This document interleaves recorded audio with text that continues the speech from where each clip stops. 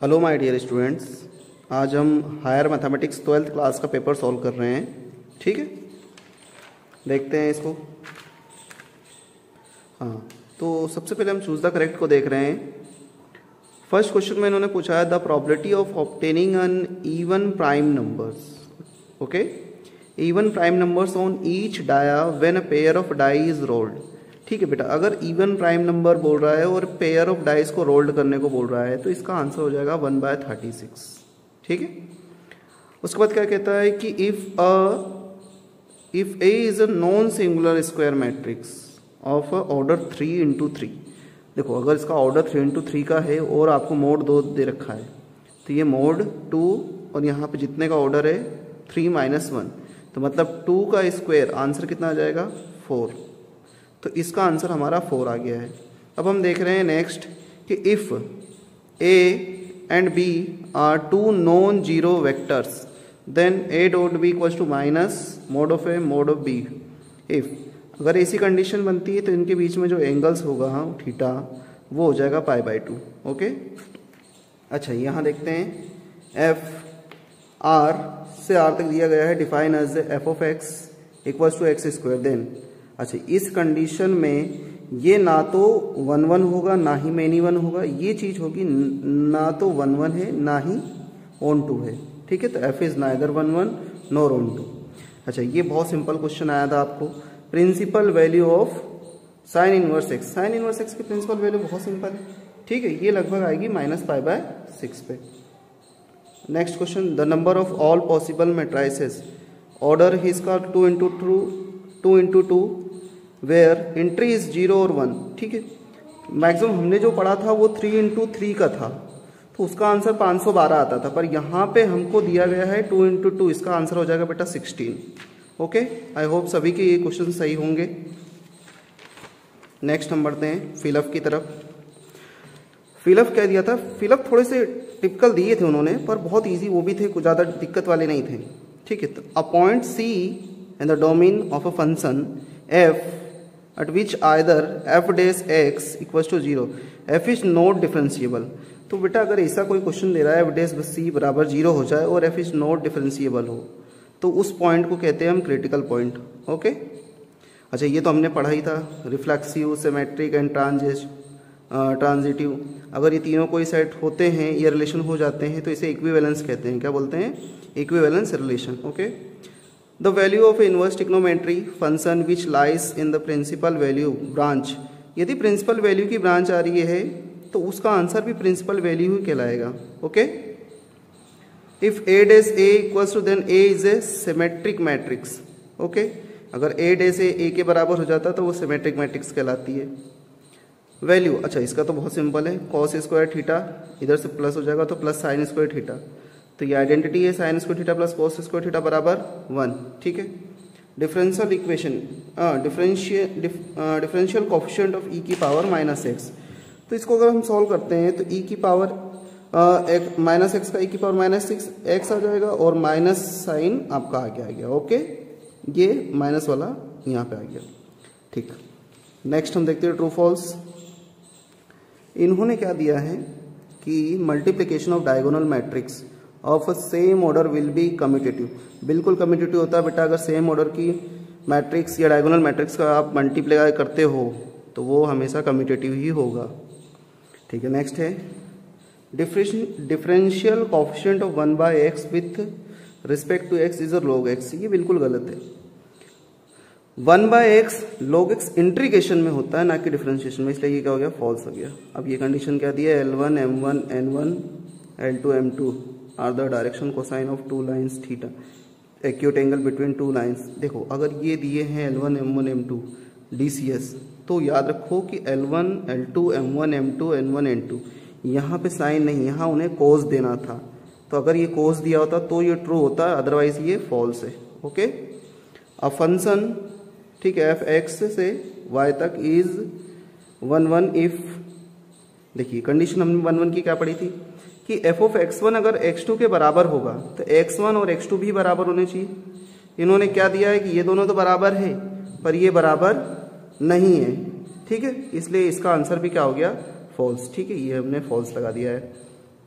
The range of principal value branch cot inverse x, ये बिल्कुल गलत दिया है। इनकी रेंज -π/2 से समथिंग a और π/2 के बीच में करीब होती है, तो ये तो 0 से π दिया है, मतलब false answer. Any square matrix can be represented as the sum of symmetric and, बिल्कुल सही आंसर है भाई। कोई भी अगर स्क्वायर मैट्रिक्स आप लेते हो तो उनका सम ऑफ सिमेट्रिक और स्क्यू सिमेट्रिक होता ही है, वो ट्रू आंसर। ओके, अच्छा, मेज द कॉलम बिल्कुल बहुत ही सरल आई थी आपको, ठीक है। देखिए पहला क्या दिया है, dx √a² - x², मतलब ये 1 - x² को कर रहा है, ये साइन इनवर्स आ गया पहला। a² - x², आप देख के पहचान सकते हो, x - a कहाँ है भाई, ये रहा, x - a x + a x, तो a + x a - x, ये तीसरा हो गया, दूसरा ये हो गया। अच्छा, कोट इनवर्स एक को उन्होंने सिंपलेस्ट फॉर्म में बोला। अगर हम यहाँ पे सेक रखते हैं, sec² θ - 1, तो ये कन्वर्ट होके बाद में सिंपल वे में आ जाएगा, तो इसकी वैल्यू हो जाएगी सेक इनवर्स x। ओके, इसके बाद देखिए आप बहुत सिंपल, x² - a कहाँ मिल जा रहा है, यहाँ मिल जा रहा है, तो ये हो गया पांचवा। छठा, ये कहाँ मिल रहा है, यहाँ मिल जा रहा है, ये हो गया छठा। सातवां, x² - a², 7 number question. Okay, matching 7 5 4 3 2 1 6, clear. ये दो ये एक्स्ट्रा दिए गए थे आपको। आई होप मैचिंग के तो पूरे नंबर आना चाहिए बेटा। चलिए नेक्स्ट देखते हैं क्या दिया था हमको, right the integrating factor of differential equations dy, मतलब IF की वैल्यू बस निकालना थी आपको और कुछ नहीं करना था। dy/dx + 2y = sin x। अब यहाँ से अगर हम इसको कंपेयर करेंगे तो dy/dx + py = q, p की वैल्यू हो गई 2 और q की वैल्यू हो गई sin x, तो q की हमें जरूरत नहीं है क्योंकि हमें IF निकालना है। IF का फॉर्मूला होता है e⁻ pdx integration of pdx। यदि मैं यहाँ 2dx रखता हूँ तो e⁻ 2x आंसर आपका। Right the number of arbitrary constant in a particular solution of a differential equation of a third order. यदि किसी भी पर्टिकुलर सॉल्यूशन को थर्ड ऑर्डर निकालना है तो उसका आंसर हमेशा 0, क्योंकि निकलेगा ही नहीं। Right minimum value of function f is given by f(x) = x²। ये भी मिनिमम वैल्यू भी इसकी 0 ही रहेगी। If a and b are two events such as a is a subset of p not equals to 0, then write the value। तो p b/a इसकी value हो जाएगी 1 बेटा। ओके, f x फिर आपको डॉट करके i + j + k is a unit vector, add the value. अगर x का मल्टीप्लाई कर देंगे xi xj xk और मोड निकालेंगे तो 3x² हो जाएगा और वो वैल्यू अंडर रूट में चली जाएगी तो +-1/√3 हो जाएगी। अच्छा, ये तो आइडेंटिटी थी, आपको डायरेक्ट ही आंसर याद होना था 1। यहाँ पे पूछा है degree of a differential equation. हम बात करें तो ऑर्डर जिसका सबसे बड़ा ऑर्डर होगा उसकी डिग्री हमको देखना है। तो ये सेकंड ऑर्डर है, इसकी पावर देखो अगर हम बात करें तो इसकी पावर तो 1 ही है, तो इसका आंसर कितना होगा 1। ठीक है, नेक्स्ट क्वेश्चन उन्होंने क्या दिया था हमको कि i - 2j + 3 की। अच्छा, ये तो सिंपल, बहुत ही सिंपल क्वेश्चन है। एंगल निकालना बेटा, ये फॉर्मूला आपको यूज करके आना था, cos θ = a.b/mod(a)mod(b). Projection a on b, तो a.b/b, ये प्रोजेक्शन निकल गया आपका। अच्छा, ये क्वेश्चन देखिए, ये क्या दिया है, ये आपको बहुत सिंपल क्वेश्चन आ गया था बेटा। So that the lines are perpendicular, बहुत सिंपल फॉर्मूला है। ये नीचे वाली value a1 b1 c1 a2 b2 c2, बस फॉर्मूला लगाना था a1 a2 b1 b2 c1 c2 और बराबर 0। शायद इसको सॉल्व करोगे इसका आंसर 0 ही आएगा। ठीक है, ये सेट आपको देख लेना था। देखो क्या बोल रहा है, ये एक सेट दिया है, ठीक है, 1 2 2 1 2 3 3 2, ये उसके रिलेशन है। ठीक है, सिमेट्रिक बट नाइदर रिफ्लेक्सिव और नो ट्रांजिस्टिव। अब ध्यान से देखो, सिमेट्रिक है मतलब अगर हम बात करें तो कंडीशन ए बी और बी ए है कि नहीं देख लेते हैं हम। 1 2 है, 2 1 भी है, 2 3 है, 3 2 भी है, मतलब सिमेट्रिक तो हुआ। नाइदर रिफ्लेक्सिव, नाइदर रिफ्लेक्सिव मतलब कहीं भी 1 1 2 2 3 3 नजर नहीं आ रहा, मतलब केस ए बी बी ऐसे इसको बोलते हैं रिफ्लेक्सिव। इसमें नहीं है, इसलिए ये क्या आपका रिफ्लेक्सिव नहीं हुआ। ट्रांजिटिव, ए बी होना चाहिए, बी सी होना चाहिए और ए सी भी होना चाहिए। तो मान लो 1 2 2 3, ठीक है, 1 2 और बट 1 3 इसके अंदर पॉसिबल नहीं है। तो ये बिल्कुल स्टेटमेंट चाहिए था आपको, इसको प्रूफ करके देना था।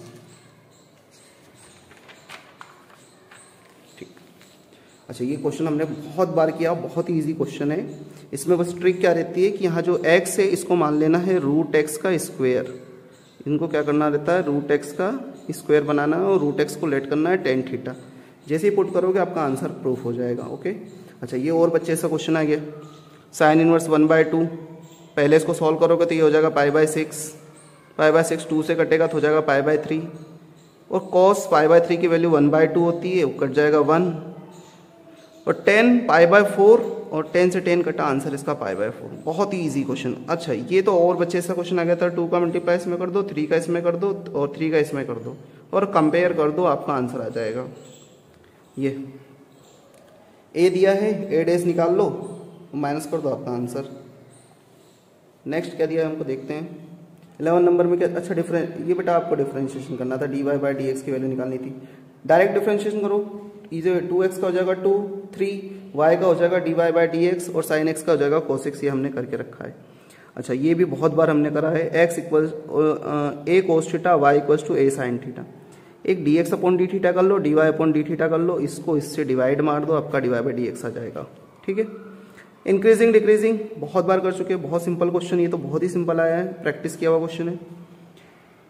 The radius of a circle increasing, radius of a circle increasing दे रखा है आपको, रेडियस भी आपको दे रखी है, आपको सरकमफ्रेंस निकालना है 2πr करके, बहुत ही सिंपल।